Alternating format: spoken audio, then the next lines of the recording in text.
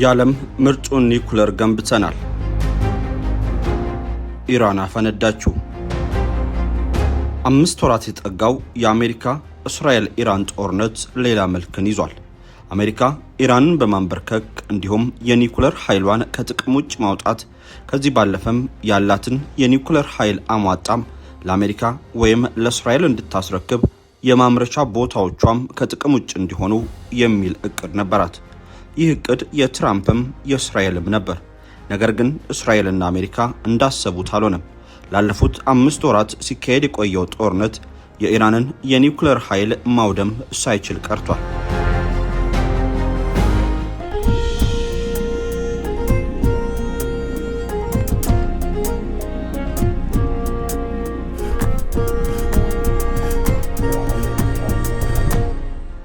ኢራን ትምህርት ቤቶቿ፣ ዩኒቨርሲቲዎቿ፣ መኖሪያ ቤቶቿ በአሜሪካና እስራኤል ከፍተኛ የሆነ ጉዳት ቢደርስባትም ከ40 በላይ ባለስልጣኖቿ ቢሞቱባትም የኢራን የጦር ሰፈር እንዲሁም የጦር መሳሪያ ማምረቻዎቿ ግን ሳይነኩ ላለፉት 4 እና 5 ወራት ስትዋጋ ቆይታለች።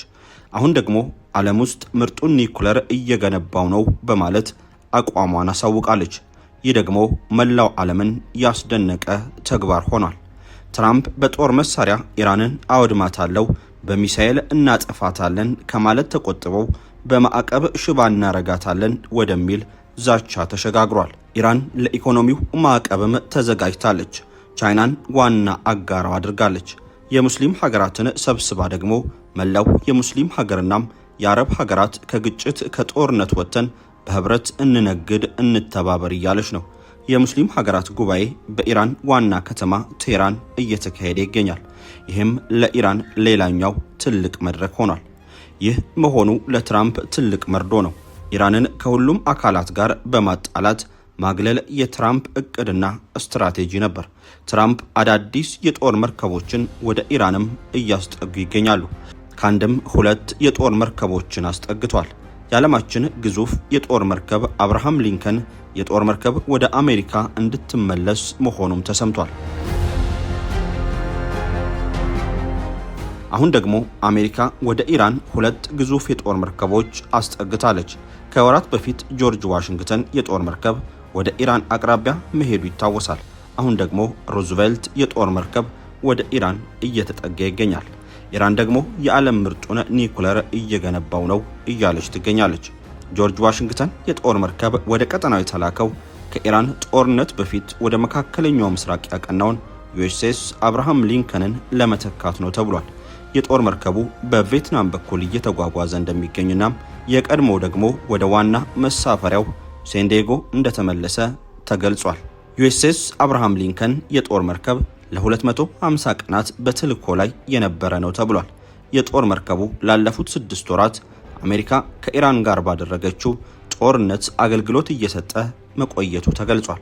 ከዚህ በኋላ ደግሞ ሌላ የጦር መርከብ ወደ ኢራን አቅራቢያ እያመራ ነው ተብሏል።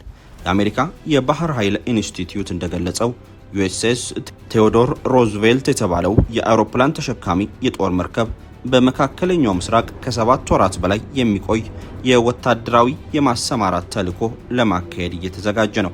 ይህም አሜሪካ በኢራን ላይ የምታደርገው ጦርነት በቀጠለበት ሁኔታ መሆኑ አሳሳቢ አድርጓል። የትራምፕና አሜሪካ እቅድስ ምንድነው እያስባለ ነው።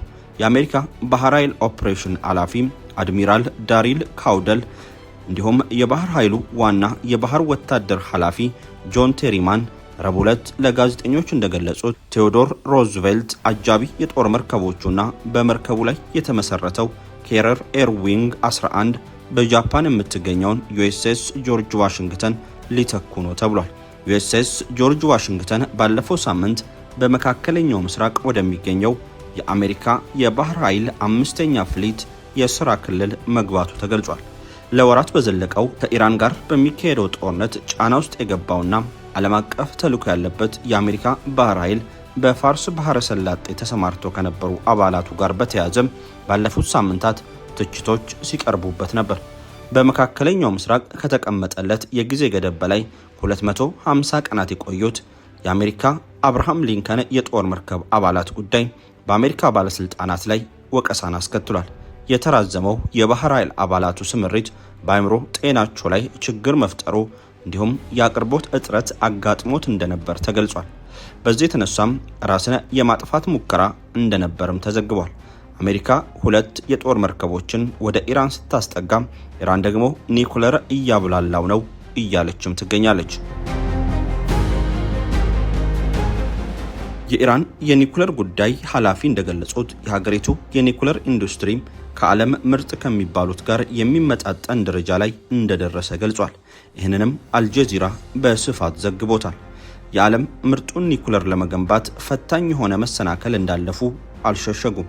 የዓለም ምርጡን ኒኩለር ስንገነባም የአሜሪካ ማዕቀብና የጦር ጥቃቶች ቢኖሩም ከዓላማችን አላሰናከሉንም ብሏል።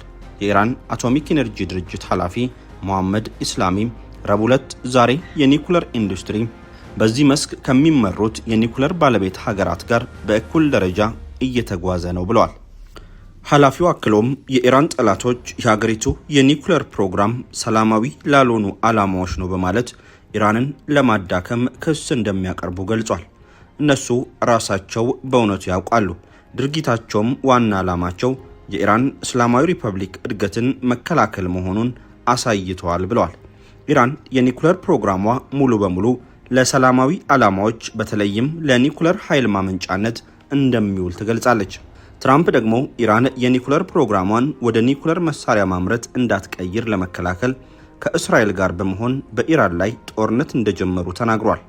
ነገር ግን የአሜሪካ የስለላ ተቋማት ኢራን የኒኩለር ቦምብ ለመስራት እቅድ እንደሌላት ደርሰውበት ነበር። አሁን ደግሞ የሚወጡ የሚዲያ ሪፖርቶች በጦርነቱ ምክንያት ኢራን የኒኩለር መሳሪያ ለማግኘት የበለጠ ፍላጎት ልታሳይ እንደምትችል ያመላክታሉ። ኢራን በ11ኛው ሰዓት የዓለምን ምርጡን ኒኩለር እየገነባው ነው፣ እያጠናቀቅኩትም ነው ማለቷ ብዙዎችን ያስገረመና ያስደነቀ ሆኗል። ኢራን ውስጥ ለውስጥ በግርግሩ ተጠቅማም የኒኩለር ባለቤት ልትሆን ነው እየተባለችም ትገኛለች። በዓለም ላይ በጣት የሚቆጠሩ ሀገሮች ብቻ የኒኩለር ጦር መሳሪያ አላቸው። እነዚህም አሜሪካ፣ እንግሊዝ፣ ሩሲያ፣ ቻይናም፣ ፈረንሳይ፣ ህንድ፣ ፓኪስታንና ሰሜን ኮሪያ ናቸው። እስራኤልም ሆኑ ኢራን አላቸው ተብሎ ይታመናል። ምንም እንኳን ቢክዱም በተለይም እስራኤል አላት ተብሎ በሰፊው ይታመናል። ነገር ግን ይህንን ማረጋገጥ እስካሁን አልተቻለም። ታዲያ ለምንድነው ኒኩለርን በሚመለከት አንዳንድ ሀገሮች ሊኖሯቸው የቻለውና ሌሎች ደግሞ የሚከለከሉት? ታሪኩ እንዲህ ነው። እንደ አውሮፓ አቆጣጠር በ1968 የኒኩለር ጦር መሳሪያ ያለማስፋፋት ስምምነት ኤንፒቲ በተባለው ስምምነት መሰረት ነው ሀገሮች የሲቪል የኒኩለር መርሃ ግብር ሊኖራቸው ይችላል። ነገር ግን ከዚህ ቀደም ከያዙት የኒኩለር ጦር መሳሪያዎች ተጨማሪ ሌሎች ሀገራት ማግኘት የለባቸውም ይላል። ይህ ስምምነት ኤንፒቲ አስገዳጅ ሕግ ሲሆን ኢራንን ጨምሮ አብዛኞቹ ሀገራት የተፈራረሙት ነው። ሆኖም እስራኤል፣ ህንድ፣ ፓኪስታንና ደቡብ ሱዳን ይህንን ስምምነት አልፈረሙም። ሰሜን ኮሪያም ራሷን አግልላለች። ህንድና ፓኪስታን ስምምነቱ ሲጀመር የኒኩለር ጦር መሳሪያ ተብለው እውቅና አልተሰጣቸውም ነበር። እናም አሁን ከገቡ ትጥቅ መፍታት ይጠበቅባቸዋል። ደቡብ ሱዳን ምንም አይነት የኒኩለር ፕሮግራም የሌላት አዲስ ሀገር በመሆኗ ነው እስካሁን ያልፈረመችው። ይህንን ስምምነት እስራኤልም አልፈረመችም። ምክንያቷ ደግሞ የኒኩለር ግልጽነት አለመፈጠር በጠላቶች ላይ እንደ ታክቲክ ስለምትከተልና የኒኩለር ተቋማቶች መመርመር ስለማትፈቅድ ነው። ኢራንን ጨምሮ አረብ ሀገራትና ሌሎችም እስራኤል ትጥቅ እንድትፈታና በኒኩለር መርሃ ግብሯ ላይ ግልጽ እንድትሆን ጫና እንዲደረግባት ሲጠይቁ ቆይቷል። ኢራን በተደጋጋሚ የኒኩለር ጦር መሳሪያ እንደምትፈልግና ምንም እንደሌላት በተደጋጋሚ ብትገልጽም ብዙ ሀገራት ኢራን በምታቀርበው ሐሳብ ላይ እምነት የላቸውም ነበር።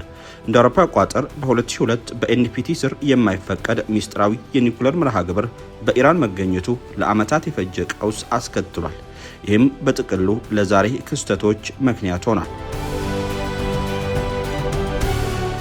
ኢራን የአሜሪካን ማዕቀብ ለመፋለም ከቻይናና ሙስሊም ሀገራት ጋር ከፍተኛ ትብብር እያደረገችም ትገኛለች።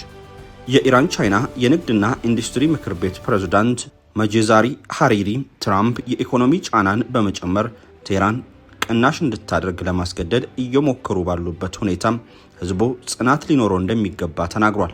በአሜሪካ የተጣሉት አዳዲስ የማዕቀብ እርምጃዎች መከራና ረሃብ እንደሚያስከትሉም ተናግሯል።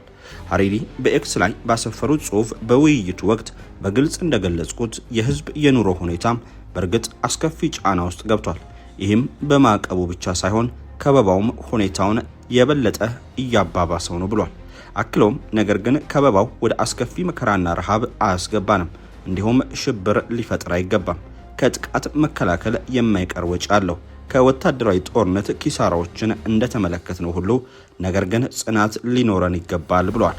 የኢራን ፕሬዝዳንት ሀገራቸው በክልሉ ያለውን ጦርነት እንዳልጀመረች ነገር ግን በጥቃት አድራጊዎች ላይ በጽናት ቆማለች ብሏል። አሜሪካና እስራኤል በኢራን ላይ ጦርነት ጀምሮ ሲሉም ተናግረዋል።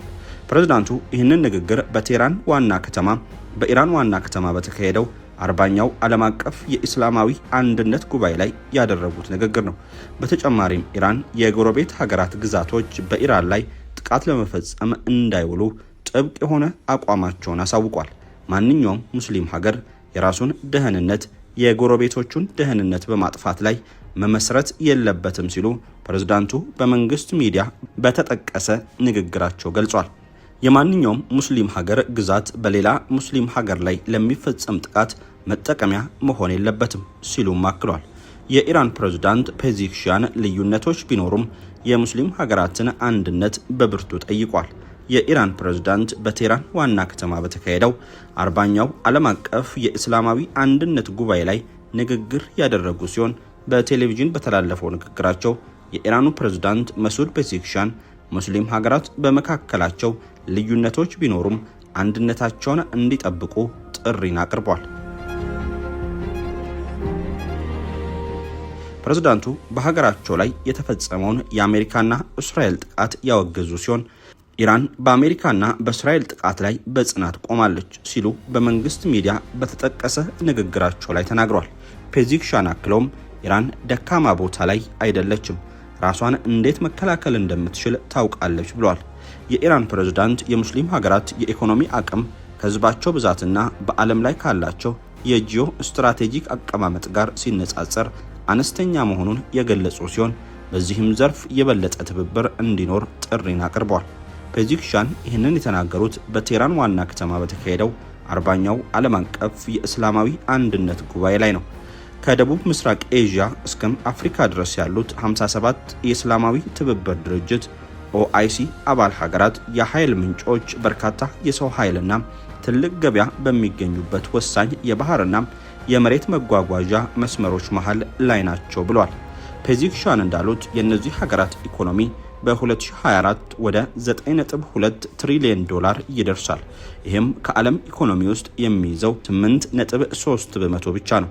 ፕሬዝዳንቱ በተጨማሪም ከአባል ሀገራቱ የሚላከው የወጪ ንግድ ምርት ውስጥ 19 በመቶ ብቻ በኦአይሲ አባል ሀገራት መካከል እንደሚቀር፣ ቀሪው ወደ ኦአይሲ አባል ያልሆኑ ሀገራት እንደሚሄድ ገልጿል። በመሆኑም ፔዚሽያን በሙስሊም ሀገራት መካከል የንግድ ልውውጥን በእጅጉ ማሳደግ እንደሚያስፈልግ ጥሪን አቅርቧል። ኢራን ይህንን ጥሪ ያቀረበችው ከሙስሊም ሀገራትና ከቻይና ከሩሲያ ከመሳሰሉ ሀገራት ጋር ንግድ በመጀመር የአሜሪካን ማዕቀብ ለመከላከል አልማለች። ይህ የኢራን ዓላማ ይሳካ ይሆን? ወደፊት የምንመለከተው ይሆናል።